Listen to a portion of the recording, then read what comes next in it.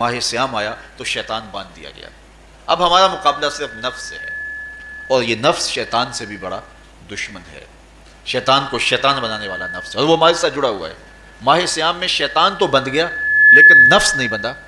اب ہمیں اپنے نفس کو کمزور کر کے اور اپنی فتح حاصل کرنی ہے اور تقوی کی منزل کو پانا ہے۔ اب شیطان تو اللہ نے باندھ دیا، اب نفس کو کیسے باندھیں؟ تو آئیے نفس کی بندش کیسے ہوگی یہ کسی ایکسپرٹ سے پوچھیں گے کہ یہ کیسے اس کو باندھیں گے، اس کو کیسے قابو میں کریں گے۔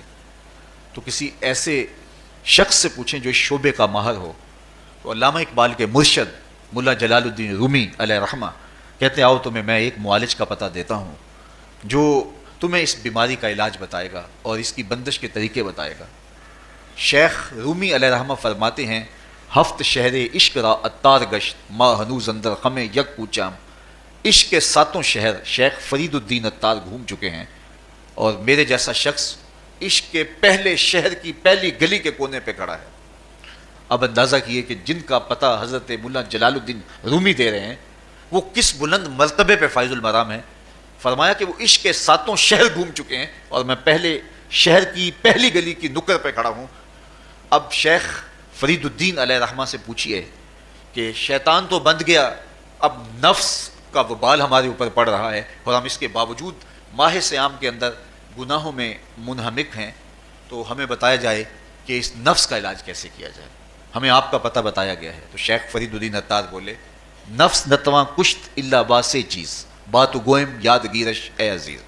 نفس نہیں مرتا، لیکن اگر تین اسلحے تیرے پاس ہوں تو یہ ٹھہر بھی نہیں سکتا۔ وہ تین اسلحے کون سے ہیں؟ خنجر خاموشی و شمشیر جو، نیزائے تنہائی و ترک ہجو۔ خاموشی کا خنجر، بھوک کی تلوار اور تنہائی کا نیزہ، یہ تین اسلحے ایسے ہیں اگر تو یہ لے کر کے نفس پہ ٹوٹ پڑے تو پھر نفس کا مقابلہ تیرے لیے آسان ہوگا۔ خنجر خاموشی، خاموشی کا خنجر، اللہ کے محبوب علیہ السلام نے فرمایا من صامت نجا، جو خاموش ہو گیا وہ نجات پا گیا، کیونکہ انسان کی زندگی کی زیادہ آفتیں اس کی زبان کی وجہ سے۔ آپ اپنے گناہوں کا اور میں اپنے گناہوں کا اگر احتساب کروں تو ہمیں سب سے زیادہ گناہ زبان کے ملیں گے۔ آنکھیں بھی گناہ کرتی ہیں، ہاتھ بھی گناہ کرتے ہیں، پاؤں بھی گناہ کرتے ہیں، لیکن سب سے زیادہ گناہ زبان کرتی ہے۔ جھوٹ بھی بولتی ہے، غیبت بھی کرتی ہے، شکوہ بھی کرتی ہے، گالی سب و شتم اور کیا کچھ زبان کے گناہ ہیں۔ اس لیے اللہ کے محبوب نے فرمایا جو تمہارے دو جبڑوں کے درمیان ہے یعنی زبان، اور دو ٹانگوں کے درمیان ہے تمہاری پارسائی کی جگہ، تم ان دو چیزوں کی مجھے ضمانت دے دو، میں محمد تمہیں جنت کی ضمانت دے دیتا ہوں۔ تو انسان کے سب سے زیادہ گناہ زبان کے ہیں اور اس کی پارسائی کی جگہ کے۔ تو اس لیے میرے حضور نے فرمایا من صمت نجا، جو خاموش ہو گیا وہ نجات پا گیا۔ خنجر خاموشی، خاموشی کا خنجر نفس کشی کا ایک مؤثر ذریعہ ہے۔ اور دوسری بات بشمشیر جو، اور بھوک کی تلوار، تو بھوک سے نفس کا مقابلہ کیا جا سکتا ہے، بھوک کی تلوار سے نفس کا سر کاٹا جا سکتا ہے۔ اللہ کے محبوب کا فرمان سنیے یا معاشر الشباب من استطاع منکم الباء فلیتزوج فإنہ اغض للبصر واحسن للفرج فمن لم یستطع فعلیہ بالصوم فإنہ لہ وجاء۔ اے جوانوں کے گروہ، تم میں سے اگر کوئی نکاح کرنے کی طاقت رکھتا ہے تو وہ دیر نہ کرے، فی الفور نکاح کر لے، یہ نظر کا اور پارسائی کا محافظ ہے۔ لیکن اگر تم میں سے کوئی نکاح کرنے کی فی الحال پوزیشن میں نہیں ہے تو وہ کثرت کے ساتھ روزے رکھے۔ روزے قاطع شہوات ہیں، تو بھوک سے نفس کو جو ہے وہ روکا جا سکتا ہے، اس کو لگام ڈالی جا سکتی ہے۔ تیسری بات نیزۂ تنہائی، تنہائی کا نیزہ، تو فرمایا گیا کہ العافیت فی العزلہ، کہ تنہائی کے اندر ہی عافیت ہے۔ جب مجلسوں میں غیبت کی بدبو پھیلتی ہو اور چغلی کا ماحول معاشرے کا جزو لا ینفک بن جائے اور مجالس کے اندر نظروں کی پاکیزگی کا قائم رہنا مشکل ہو جائے اور انسان کی زندگی کے اندر گناہوں کا بہت بڑا سبب مجلسی زندگی ہو تو پھر اس سے تنہائی بہتر ہے۔ حضرت شاہ نقشبند بخاری فرماتے ہیں کہ فقیر کے لیے سب سے اچھی جگہ اللہ کا گھر مسجد ہے، یا کسی کامل صالح شخص کی صحبت ہے، اور یا پھر تنہائی ہے۔ چوتھی جگہ ہلاکت کے علاوہ اور کچھ نہیں ہے۔ ہمیں اپنے کاروبار میں، اپنے معاملات میں، اپنی ملازمتوں میں جانے کی تلقین کی گئی تو وہاں یہ تلقین کی گئی کہ دیر سے جاؤ جلدی واپس آ جاؤ، اور مسجد میں جاتے ہوئے تلقین کی گئی کہ جلدی جاؤ اور دیر سے واپس آؤ۔ لیکن ہم مسجد کے دروازوں پہ جب دور موجود میں رش دیکھتے ہیں کہ لوگ بہت جلدی نکلنا چاہتے ہیں، حتیٰ کہ کندھوں سے کندھے ٹکرا رہے ہوتے ہیں کہ جلدی سے باہر نکل جائیں، حالانکہ وہ عافیت کی جگہ ہے، 2 منٹ زیادہ بھی ہو جائیں تو کوئی حرج نہیں ہے۔ اور ایسے لوگوں کو بھی نکلنے میں جلدی کرتے ہوئے دیکھا ہے کہ لگتا تو یہ تھا کہ شاید یہ انہوں نے کسی ضروری کام پہ جانا ہے، لیکن باہر نکل کے بازار میں پھٹے پہ بیٹھے تھے اور مسجد سے نکلنے کی جلدی بہت تھی۔ تو مسجد میں جلدی جاؤ اور دیر سے واپس آؤ، اور بازار میں دیر سے جاؤ اور جلدی واپس آؤ، لیکن ہمارے رویے اس کے برعکس ہو گئے۔ تو تنہائی میں عافیت ہے، خاموشی میں عافیت ہے، اور بھوک میں عافیت ہے، اور یہ ساری چیزیں روزے میں میسر ہیں۔ فرمایا تم سے اگر کوئی شخص الجھے، بحث کرے، لڑائی کرنا چاہے تو تم اسے کہو انی صائم، میں نے روزہ رکھا ہوا ہے۔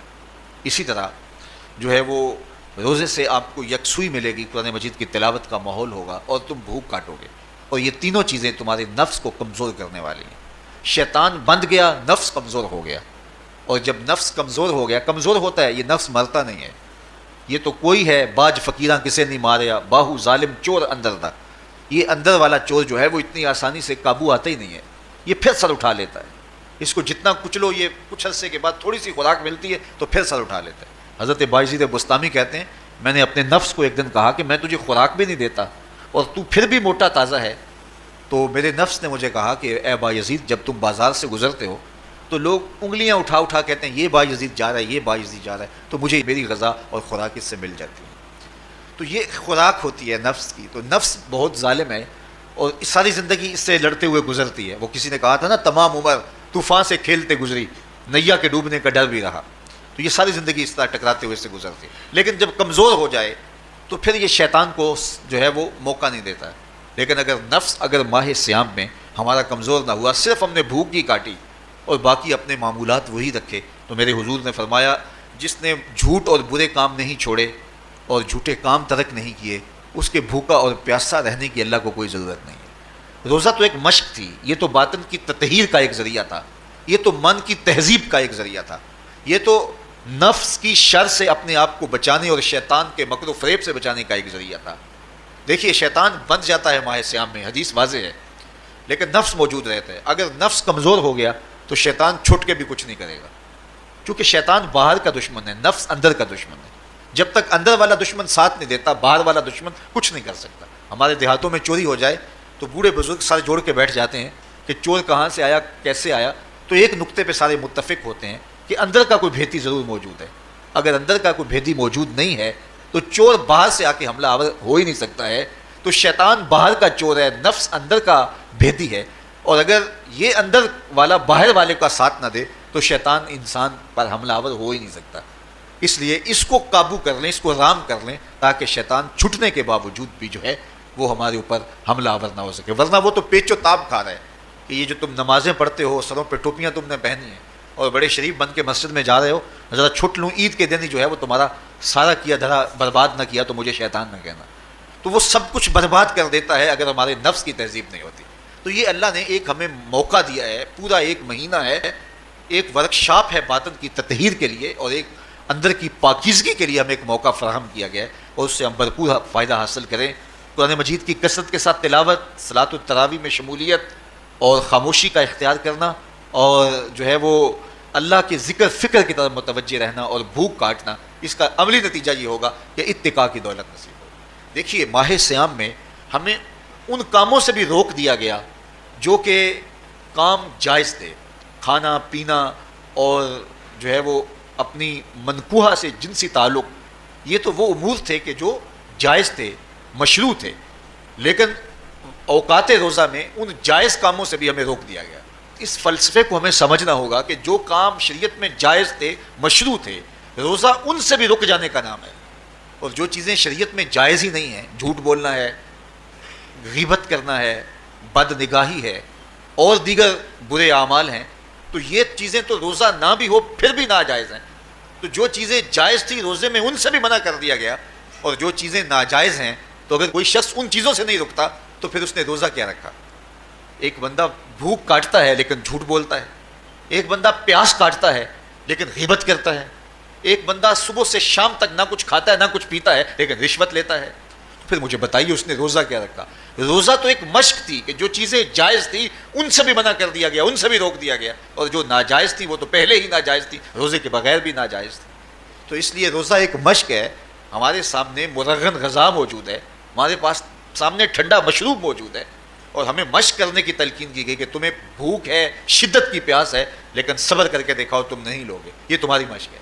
تو پھر جو حرام ہوگا اللہ کی طرف سے ممنوع ہوگا تو اس کو تم کس طرح لوگے جب تمہاری یہ مشق ہو چکی. لیکن ہم اس مشق کے اندر ہی جب ان سے نہیں رکیں گے تو پھر ہمارا روزہ ہی نہیں ہوگا، پھر بھوک اور پیاس کاٹنے کے علاوہ کچھ نہیں ہوگا. بہت سارے روزہ دار ایسے ہیں جن کا روزہ سوائے بھوک اور پیاس کاٹنے کے کچھ نہیں ہے. اس لیے جن چیزوں سے اللہ نے منع کیا ہے ان سے تو رکنا ہی رکنا ہے. جو چیزیں مشروع ہیں ان سے وقتی طور پہ روکا گیا تو ان سے بھی روک کر کے روزے کی تکمیل کی جائے. اچھا، روزے میں ایک اور چیز ہے کہ ہمارے صوفیاء مراقبہ کر کے ایک دولت پاتے ہیں، اور وہ کیا کہ اللہ دیکھ رہا ہے. وہ مراقبے میں بیٹھ جاتے ہیں اور اس تصور میں ڈوب جاتے ہیں کہ میرا اللہ مجھے دیکھ رہا ہے، اور یہ یقین اپنے اندر اتارتے رہتے ہیں. اس کا نتیجہ یہ ہوتا ہے کہ پھر گناہ کرنا مشکل ہو جاتا ہے. یہ تصور جب بندے کے ساتھ جڑ جاتا ہے کہ میرا اللہ مجھے دیکھ رہا ہے. ماہ سیام میں یہ دولت اللہ بانٹ دیتا ہے. جو مراقبے سے صوفیاء حاصل کرتے ہیں اللہ تعالیٰ اس دولت کو اہل ایمان پہ چھڑک دیتا ہے. کڑکتی دھوپ، برستی گرمی، زبان کانٹا، ہونٹ خشک، ٹھنڈا پانی دستیاب، دروازہ مکفل، کوئی دیکھنے والا بھی نہیں ہے، لیکن بندہ ایک گھونٹ بھی نہیں پیتا، وضو کرتے بھی احتیاط کرتا ہے کوئی قطرہ حلق سے نیچے نہ اتر جائے، کیوں کہ میرا اللہ مجھے دیکھ رہا ہے. جو چیزیں صوفیاء کو مراقبے سے نصیب ہوتی ہیں ماہ سیام میں اللہ اس دولت کو بانٹ دیتا ہے، چھڑک دیتا ہے. بارش کی طرح وہ دولت برستی ہے، اور یہ تصور ہمارے ساتھ جڑ جاتا ہے کہ میرا اللہ مجھے دیکھ رہا ہے. ہم پانی نہیں پیتے، اللہ دیکھ رہا ہے. مرغن غذائیں موجود ہیں کہ اللہ دیکھ رہا ہے. تو میں یہ پوچھتا ہوں کہ ہم کھانا نہیں کھاتے کہ اللہ دیکھ رہا ہے، ہم پانی نہیں پیتے کہ اللہ دیکھ رہا ہے، لیکن جب رشوت لے رہے ہوتے ہیں اللہ اس وقت نہیں دیکھتا؟ جب نظر بھٹک رہی ہوتی ہے اللہ اس وقت نہیں دیکھتا؟ جب خیال بہک رہا ہوتا ہے اللہ اس وقت نہیں دیکھتا؟ جب سوچوں میں آوارگی آتی ہے اللہ اس وقت نہیں دیکھتا؟ تو یہ صرف وہ کھانے اور پینے کو ہی دیکھ رہا ہے، باقی امور زندگی کو نہیں دیکھ رہا. اور وہ کیا صرف رمضان میں دیکھتا ہے، غیر رمضان میں نہیں دیکھتا؟ تو یہ جو نور اترا تھا ماہ سیام میں، اس کو اپنے اندر اگر جذب کر لیا جائے تو زندگی سنور جاتی ہے. جو مراقبوں سے حاصل ہوتا تھا ماہ سیام میں وہ میل کی طرح برسا، اور ہم اس کے اپنے اندر سمو لیں، جذب کر لیں، تو نتیجہ یہ ہوگا کہ ہماری زندگی نور نہ لا نور ہو جائے گی. اور یہ تصور جب انسان کی زندگی میں جم جائے تو یہ گناہوں سے روکنے کا مؤثر ذریعہ ہے کہ میرا اللہ مجھے دیکھ رہا ہے. مجھے بتائیے اس سے بڑا ہیجان انگیز بھی کوئی منظر ہو سکتا ہے کہ حسن کی پتلی ہے اور جو ہے وہ اس کی ایک ایک ادا اور اشوے سے قیامتیں پھوٹتی ہیں، اور وہ خود جناب یوسف کے سامنے اپنے حسن کو پیش کر رہی ہے. ساتوں دروازے بھی مکفل ہیں، بت کے اوپر بھی کپڑا ڈال لیا، اور زلیخا حضرت یوسف کو خود کہہ رہی ہے تلک یوسف اب تو آ جاؤ نا، ذرا آنکھ اٹھا کے میرے جلوے دیکھو.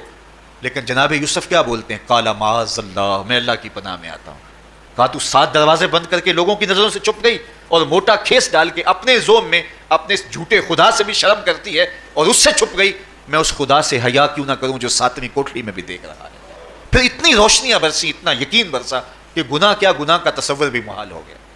تو مجھے بتائیے کتنا ہیجان انگیز منظر تھا جب حسن قدموں میں بچھنے کے لیے خود بےتاب تھا، اور حضرت یوسف جوان رانا ہیں، جوانی اور شباب پورے باقپن پہ ہے، اور ادھر حسن مچل مچل کے قدموں میں بچھ رہا ہے.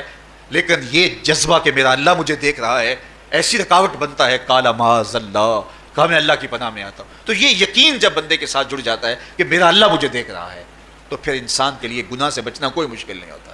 گھر میں فاقے ہوں، مشکل میں بندہ پھنسا ہو اور اس کو رشوت مل رہی ہو تو پھر اپنا ہاتھ روکنا بڑا مشکل ہوتا ہے، بلکتے بچوں کا خیال آتا ہے. لیکن جب یہ خیال ہو کہ میرا رب میرا رازق ہے اور میرے اس عمل کو دیکھ رہا ہے تو پھر بندہ اس کو پرے کا کی حیثیت بھی نہیں دیتا. اور جب وہ پاؤں کی ٹھوکر پہ بھی نہ رکھے تو پھر اللہ فرماتا ہے وَيَرْزُقُهُ مِنْ حَيْثُ لَا يَحْتَسِبُ، تو یہ کر کے دیکھ میں تجھے وہاں سے رزق دوں گا جہاں سے تجھے گمان بھی نہیں ہوگا.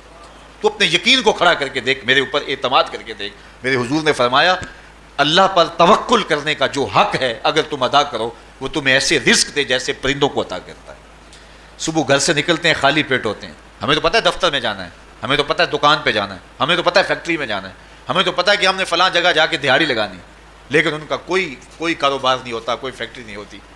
جدھر جی آیا صبح جو ہے وہ اڑان بھر دی. بند توکل پنچھی اڑ دے، خرچ نہ پلے زیرہ ہو. نہ کوئی راس ہے نہ کوئی کاروبار ہے، لیکن کبھی ایسا نہ ہوا کہ شام کو خالی پیٹ آئے ہوں.